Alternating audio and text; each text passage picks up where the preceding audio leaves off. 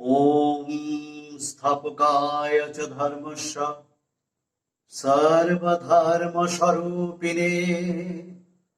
अवतारवरिष्ठाय रामकृष्णाय ते नमः। শ্রী শ্রী ঠাকুর, শ্রী শ্রী মা ও স্বামীজি মহারাজের চরণ বন্দনা করে এবং সুধী ভক্ত মণ্ডলীকে শ্রদ্ধা জানিয়ে শুরু করছি পরশমণি শ্রীরামকৃষ্ণ শীর্ষক ধারাবাহিকের এই পর্বের আলোচনা। প্রসঙ্গত বলি, আমাদের শ্রবণ মঙ্গলম চ্যানেলের নিয়মিত আপডেট পাওয়ার জন্য অবশ্যই আমাদের চ্যানেলকে সাবস্ক্রাইব করুন। আপনার মোবাইল থেকে ইউটিউব অ্যাপটি ওপেন করে শ্রবণ মঙ্গলম টাইপ করলে আমাদের ভিডিওগুলো দেখতে পাবেন। ভিডিও ওপেন করে নিচে ডান দিকে লাল রঙের সাবস্ক্রাইব বাটনটি ক্লিক করুন, সঙ্গে পাশের বেল বাটনটিও বাজিয়ে দিন। আর হ্যাঁ, সেই সঙ্গে অনুরোধ করি, যদি ভিডিওটি আপনার ভালো লাগে তবে অবশ্যই ভিডিওটি লাইক করুন ও কমেন্ট বক্সে আপনার মতামত লিপিবদ্ধ করুন।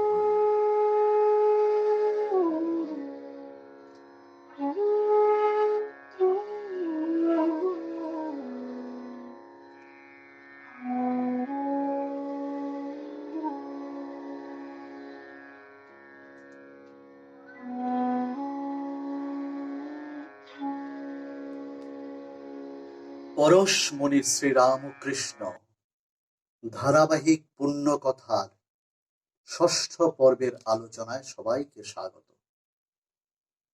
এই পর্বে আমাদের আলোচ্য বিষয় দক্ষিণেশ্বরের কুঠিবাড়িতে আগত পতিতা বারাঙ্গনাদের কথা। পরে এই আলোচনার সূত্র ধরে আমরা যাব শ্রদ্ধেয় মহাজন হরিদাস ঠাকুরের কথায়। প্রতিটি ক্ষেত্রে আমরা দেখব রূপের ফাঁদ পেতে রূপসী বারাঙ্গনারা সাধকদের কিভাবে জৈব প্রকৃতির বশে বাঁধতে চেয়েছেন।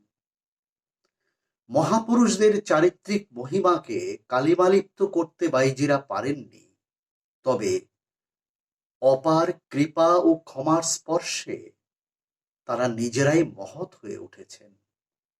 পরশমণির এমনই গুণ। আগের পর্বে আমরা দেখেছি মথুরবাবু ঠাকুরের কামজয়িতা পরীক্ষা করতে মেছুয়া বাজারের গণিকা পল্লীতেও তাকে টেনে নিয়ে গেছেন। কিন্তু এখানেই শেষ নয়। শ্রী শ্রী রামকৃষ্ণ পুঁথি থেকে আমরা জানতে পারছি একবার ঠাকুরকে পরীক্ষার জন্য দক্ষিণেশ্বরেও বাইজিদেরকে নিয়ে আসা হয়েছিল। মথুরবাবুই ব্যবস্থা করেন, তবে এর পেছনে অবশ্য রানী রাসমণিরও অনুমোদন ছিল। এক রাতে দুজন রূপসী রমণীকে দক্ষিণেশ্বর কুঠিবাড়িতে নিয়ে আসা হয়। রানীমা নিজের হাতে সাজিয়ে তাদের আরো মোহময়ী করে তোলেন। আনিয়া রূপসী দুটি সাজাইল পরিপাটি নানাবিধ স্বর্ণ অলঙ্কারে।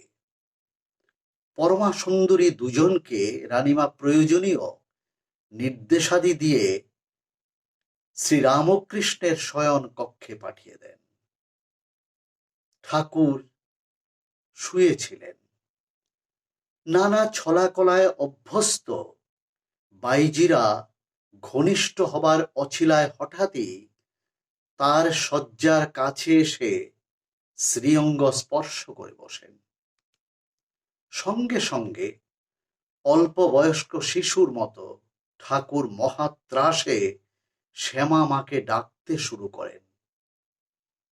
সুন্দরী রমণীর স্পর্শে কোনো পুরুষ ভীত সন্ত্রস্ত হতে পারেন, এমন অভিজ্ঞতা বোধ হয় সেই বারাঙ্গনাদের জীবনে এই প্রথম। রমণীর স্পর্শে ঠাকুরের শরীরে যন্ত্রণা শুরু হয়। শ্রীরামকৃষ্ণের জীবন কথায় আমরা বহু ঘটনার মধ্য দিয়ে দেখেছি তার শুদ্ধ সত্য ভাগবতী তনু এতটাই স্পর্শকাতর যে সামান্য অপবিত্র স্পর্শও তিনি সহ্য করতে পারতেন না, করলে যেন বৃশ্চিক দংশন হতো। এদিকে তার শরীরের পবিত্র স্পর্শ পেয়ে বারাঙ্গনা দুজনের শরীরে ও মনে এক বিপরীত প্রতিক্রিয়া দেখা দিল। তাদের মধ্যে জেগে উঠল ভক্তিভাব।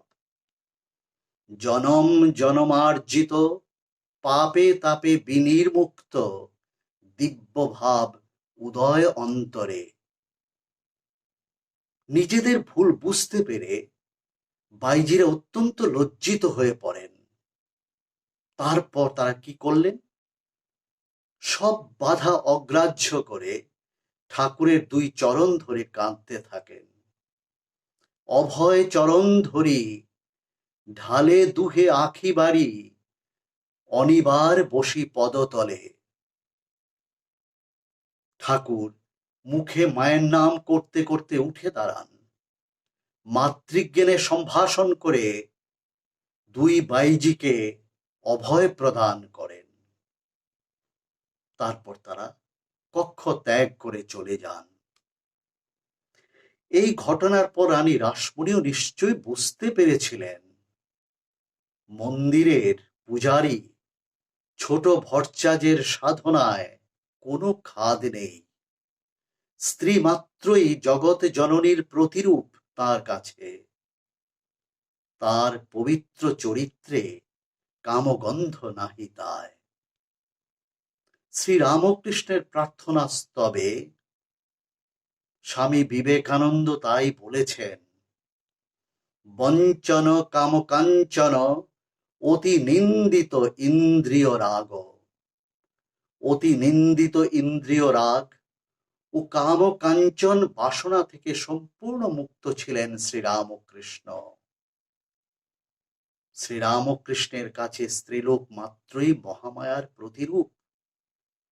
তার চিত্তের স্থায়ী ভাবটি যেন ছিল, মা আছেন আর আমি আছি, ভাবনা কি আছে আমার। আমরা যেন মনে রাখি শ্রী শ্রী চণ্ডীতে বর্ণিত বিদ্যা সমস্তাস্তব দেবী ভেদা স্ত্রিয় সমস্তা সকলা জগৎসু তয়ৈকয়া পুরিতম অম্বৈ তৎ ইত্যাদি স্তব বাক্যের মর্মার্থ অনুধাবন করতে হলে শ্রীরামকৃষ্ণের জীবনকে দেখা আবশ্যক। পত্রাবলিতে স্বামীজি বারবার লিখেছেন, শাস্ত্রের মর্মার্থ বুঝতে হলে শ্রীরামকৃষ্ণের জীবনকে দেখতে হবে। বেদ বেদান্ত পুরাণ ভাগবতে যে কি আছে তা রামকৃষ্ণ পরমহংসকে না পড়লে কিছুতেই বোঝা যাবে না। এই ঘটনার পর ভাগ্নে হৃদয়ও এক দুঃসাহসিক কাজ করে বসেন। দক্ষিণেশ্বর মন্দির প্রাঙ্গণে নানা কর্মীর সতর্ক দৃষ্টি এড়িয়ে এক রাতে ঠাকুরের কক্ষে তিনিও এক রূপসী বারাঙ্গনাকে নিয়ে হাজির হন। অবশ্য এক্ষেত্রে হৃদয়ের উদ্দেশ্য ছিল সম্পূর্ণ ভিন্ন। মামার চারিত্রিক শুদ্ধতা বা জিতেন্দ্রিয়তা যাচাই করা তার লক্ষ্য ছিল না। মামার শারীরিক ব্যাধির নিরাময়ের জন্যই তাকে এ কাজ করতে হয়েছিল। দক্ষিণেশ্বরে সাধন অবস্থায় শ্রীরামকৃষ্ণের মধ্যে দিব্যোন্মাদ অবস্থাটি চলছে। সবাই তাকে নিয়ে চিন্তিত। সবাই একে ভাবছেন কঠিন মাথার ব্যামো। বহু কবিরাজি চিকিৎসা হয়েছে, কিন্তু কোনো ফল হয়নি। একজন পূর্ববঙ্গীয় কবিরাজ মত প্রকাশ করেছেন, এ হলো যোগজ ব্যাধি। সাধারণ চিকিৎসায় এই ব্যাধি ভালো হবার নয়। অনেকের ধারণা ছিল অখণ্ড অটুট ব্রহ্মচর্য কোনোভাবে ভাঙতে পারলে এই মাথার ব্যামো সেরে যাবে। আত্মীয় স্বজনরা সবে হৃদয়কে পরামর্শ দিতে থাকেন, রূপসী যুবতী এক করিয়া সংগ্রহ, তাহার সহিত শীঘ্র জুটাইয়া দেহ। সেই অনুযায়ী হৃদয় এক রূপসী বাইজিকে নিয়ে এসে এক রাতে ঠাকুরের ঘরে পাঠান। গভীর রাতে ঘরে রূপসী নারীকে দেখে ঠাকুর হতচকিত। সামনে কাল সর্প দেখলে মানুষের যে অবস্থা হয়, ঠাকুরের যেন ঠিক সেই অবস্থা। মা মা বলে ব্যাকুল ভাবে ঠাকুর ডাকতে থাকেন। ঠাকুরের এই মাতৃ সম্ভাষণ ও দিব্য ব্যাকুলতার ছবি দেখে বারাঙ্গনা রমণী স্তম্ভিত। দেখতে দেখতে তার ভেতরের শাশ্বত মাতৃত্ব যেন জেগে ওঠে। বিশুদ্ধ হইল চিত প্রভু দর্শনে, গর্ভজাত শিশু যেন ভাবোদয় মনে। ঠাকুরের প্রতি বাইজির বাৎসল্য ভাব জাগে। যে উদ্দেশ্যে তিনি এসেছিলেন তা ভেবে অত্যন্ত লজ্জিত হন, আর অনুতাপে অশ্রু জলে ভাসতে ভাসতে ঠাকুরের কাছে কৃপা ভিক্ষা করেন। ঠাকুর তাকে কৃপাও করেন। পুথিকার প্রণাম জানিয়ে লিখেছেন, এমন রূপসী পদে কোটি নমস্কার, ভাগ্যমানী পদরজে কি ভাগ্য তাহার। সামান্য কটি কড়ির জন্য তিনি এসেছিলেন, কিন্তু প্রত্যাশার চেয়ে অনেক বেশি পেয়ে গেছেন। কল্পতরু মূলে পায় মহারত্ন রাশি। পতিতাদের প্রসঙ্গ ধরে আমরা শ্রীরামকৃষ্ণের সুদুর্লভ চারিত্রিক মহত্ব ও স্বভাবগত জিতেন্দ্রিয়তার আশ্চর্য সব ছবি ইতিমধ্যে দেখে নিয়েছি। এবার আমরা পিছিয়ে যাব কয়েকশো বছর আগে মধ্যযুগের প্রাতঃস্মরণীয় এক বৈষ্ণব মহাজনের কথায়। তিনি শ্রী চৈতন্যের অন্যতম পরিকর হরিদাস ঠাকুর, যিনি জবন হরিদাস নামেও খ্যাত। বাইজির রূপের ফাঁদে তাকেও বিনষ্ট করার চেষ্টা হয়েছিল, কিন্তু অদ্ভুত চারিত্রিক দৃঢ়তা ও মহত্বের গুণে সব প্রলোভন তিনি হাসি মুখে জয় করেছেন। আর একই সঙ্গে পাপ কর্মে যুক্ত বাইজিকে তার গ্লানিময় জীবন থেকে উদ্ধার করে কৃষ্ণ পাদ পদ্মে সমর্পণ করেছেন। প্রাচীনকাল থেকে আমরা দেখি তপস্যারত মুনি ঋষি ঋক্ষ যক্ষদের তপস্যা ভঙ্গের জন্য অপসরী কিন্নরীদের চেষ্টার শেষ নেই। একালেও যেন সেই ট্র্যাডিশন সমানে চলছে। তার মধ্যেও বীর সাধক ভক্ত দূরত্বয়া দুর্গম পথের সব বিঘ্ন পেরিয়ে অভীষ্ট লক্ষ্যের দিকে অগ্রসর হন এবং মানব সংসারে চারিত্রিক মহিমার অনন্য দৃষ্টান্ত স্থাপন করেন। এই মহৎ মহিয়ান চরিত্র মানব সমাজে শাশ্বত প্রেরণার উৎস হয়ে কাজ করে। জবন হরিদাস এমনই এক চরিত্র, ঈশ্বরের প্রিয় সৃষ্টি। যশোর জেলার বুরন গ্রামে তার জন্ম। ছোটবেলা থেকে উচ্চস্বরে কৃষ্ণ নাম করেন বলে বহু পীড়ন অত্যাচার তাকে সহ্য করতে হয়েছে। তিনি কিন্তু নির্বিকার। গ্রামের প্রত্যন্ত অঞ্চলে ছোট্ট এক কুঠিয়া বেঁধে তুলসী কানন রচনা করে সেখানে কৃষ্ণ নামে দিন রাত মগ্ন রয়েছেন।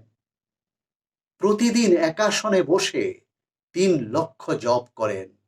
সবার কাছে তিনি পরম শ্রদ্ধা এবং ভালোবাসার পাত্র। তাকে দর্শন করতে লোকের ভিড় লেগেই আছে। জনসমাজে তার এত সম্মান ও সুখ্যাতি গ্রামের জমিদার রামচন্দ্র খানকে খুবই ঈর্ষান্বিত করে তোলে। প্রজারা তার জমিদারিতে থাকবে আর গুণ গাইবে অন্য লোকের, এ ব্যথা কি প্রাণে সয়? অতএব হরিদাস ঠাকুরের চরিত্রে কলঙ্ক আরোপ করে তাকে সবার সামনে হেয় প্রতিপন্ন করে তোলার এক চক্রান্ত তিনি রচনা করেন।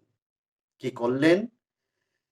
সবচেয়ে সুন্দরী ও মোহময়ী এক বাইজিকে ডেকে দায়িত্ব দেন হরিদাসের নির্জন কুটিরে গিয়ে নারী ঘটিত কেলেঙ্কারিতে তাকে ফাঁসাতে হবে।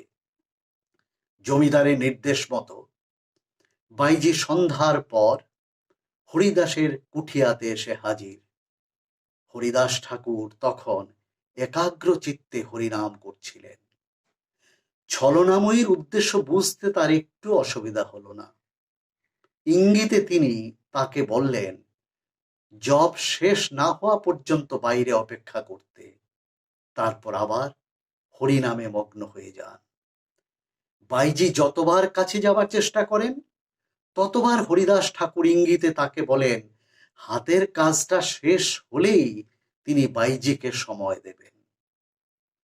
সারা রাত হাতের কাজও শেষ হলো না, জপের মালাও থামল না, হরিদাস ঠাকুরও আসন থেকে উঠলেন না। সকাল হলো। বিষণ্ণ চিত্তে বাইজি স্থান ত্যাগ করে জমিদারের কাছে গিয়ে সমস্ত জানান। ক্রুদ্ধ জমিদার পরের রাতেও বাইজিকে যেতে আদেশ করলেন।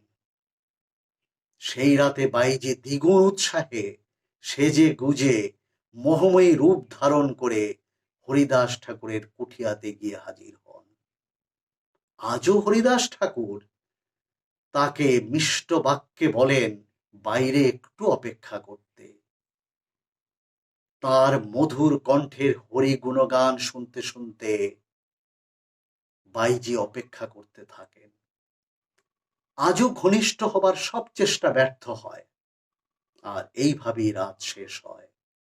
সকালে বাইজি স্থান ত্যাগ করেন। জমিদার সব শোনেন। তিনি কিন্তু পিছু হটার লোক নন। বাইজিকে তৃতীয় রাতেও আবার হরিদাস ঠাকুরের কুঠিয়ায় যেতে আদেশ করেন। তৃতীয় রাতে বাইজি একটু আগে ভাগেই হরিদাস ঠাকুরের কুঠিয়াতে গিয়ে হাজির হন।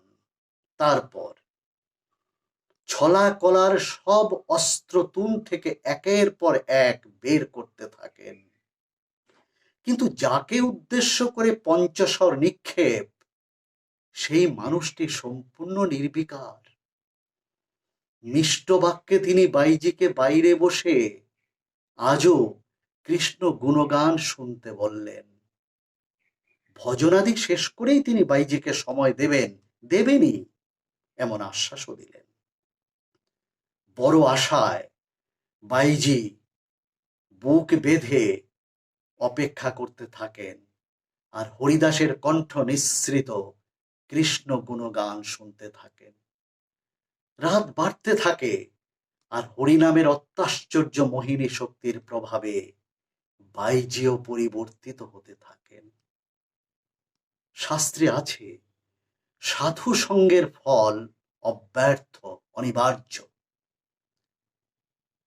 একদিকে সারা রাত ব্যাপী চিত্ত দ্রবকারী হরিনামের মাধুর্য ও শক্তির প্রভাব, অন্যদিকে পর পর 3 রাত হরিদাস ঠাকুরের পবিত্র কুঠিয়ায় দিব্য সঙ্গের প্রভাব, এ কি কখনো ব্যর্থ হতে পারে? সেই প্রভাব বাইজির উপরে পড়তে থাকলো। এই অবকাশে আমরা একটু হরিনামামৃত পান করব। হরির সমুদিরা পিয়ে মম মানস মাতরে, হরির সমুদিরা পিয়ে মম মানস মাতরে। একবার লুটায়ে অবনীত, একবার লুটায়ে অবনীত, হরি হরি বলে কাদরে, গতি কর কর বলে কাদরে, হরির সমদিরা পিয়ে মম মানস মাতরে ভাবে মত্ত হয়ে একবার হরি হরি বলে কাঁদরে প্রেমে মত্ত হয়ে একবার হরি হরি বলে কাঁদরে একবার লুটায়ে অবনীত একবার লুটায়ে অবনীত হরি হরি বলে কাদরে গতি কর কর বলে কাদরে হরির সমদিরা পিয়ে মম মানস মাতরে হরির সমদিরা পিয়ে মম মানস মাতরে হরিনামামৃত পান করতে করতে বাইজি ভাবতে থাকেন, 3 রাত ধরে আমি কাকে কলঙ্কিত করতে চেয়েছি? এমন দিব্য চরিত্রবান মানুষ জগতে আর কে আছেন যিনি বাইজির সৌন্দর্য রাশির দিকে একবারও ফিরে তাকালেন না, একবারও আসন ছেড়ে উঠলেন না পর্যন্ত? ঈশ্বরের প্রতি এত নিষ্ঠা, এত ভালোবাসা, এ তো সাধারণ মানুষের সম্ভব নয়। নিজের দুষ্কর্ম ও কুপ্রবৃত্তির কথা স্মরণ করে অনুতাপের আগুনে দগ্ধ হতে থাকেন বাইজি। আত্মগ্লানিতে বিদ্ধ হতে হতে শেষ পর্যন্ত বাইজি লুটিয়ে পড়েন হরিদাস ঠাকুরের শ্রীচরণে, বারবার ক্ষমা চাইতে থাকেন আর ব্যাকুল ভাবে তার কৃপা প্রার্থনা করেন। হরিদাস ঠাকুর তাকে কৃপা করলেন। হরিদাস ঠাকুরের নির্দেশে এরপর বাইজি তার সব বিষয় সম্পত্তি ঐশ্বর্য গরিব দুঃখীকে বিলিয়ে দিলেন। ঘৃণ্য জীবিকা চিরতরে ত্যাগ করলেন আর অহর্নিশি হরিনামে মগ্ন হয়ে রইলেন। গ্রামের এক প্রান্তে অতি দীনহীন ভাবে জীবনযাপন করতে লাগলেন। হরিদাস ঠাকুরের কৃপায় বাইজির পরিবর্তনের কাহিনী মুখে মুখে চারদিকে ছড়িয়ে পড়ল। দলে দলে লোক হরিদাস ঠাকুরকে দর্শন করতে আসেন। এতে জপ তপে ব্যাঘাত হওয়ায় হরিদাস ঠাকুর হঠাৎ একদিন ওই স্থান ত্যাগ করে অন্যত্র চলে যান। আর সেই পরিত্যক্ত কুঠিয়ায় আশ্রয় নিয়ে সেই বাইজি সাধন ভজন করে বাকি জীবনটা কাটিয়ে দেন। তিনি আর তখন বাইজি নন, হরিনামে মাতোয়ারা এক বৈষ্ণব সাধিকা। তাকে আমাদের প্রণাম জানাই। সবাইকে প্রণাম ও শুভেচ্ছা জানিয়ে এই পর্বের আলোচনা আমরা এখানেই শেষ করছি। প্রসঙ্গত বলি, আগামী শনিবার 5ই সেপ্টেম্বর শিক্ষক দিবস উপলক্ষে পরশমণি শ্রীরামকৃষ্ণ ধারাবাহিকের পরিবর্তে প্রচারিত হবে এক বিশেষ পর্ব, লোকশিক্ষক শ্রীরামকৃষ্ণ। শিক্ষক হিসেবে শ্রীরামকৃষ্ণ কেমন ছিলেন আমরা একটু আলোকপাতের চেষ্টা করব। আজ সবাইকে প্রণাম ও ধন্যবাদ জানিয়ে এখানেই শেষ করছি। ওম শান্তি শান্তি শান্তি। হরি ওম তৎসৎ। শ্রীরামকৃষ্ণার্পণমস্তু।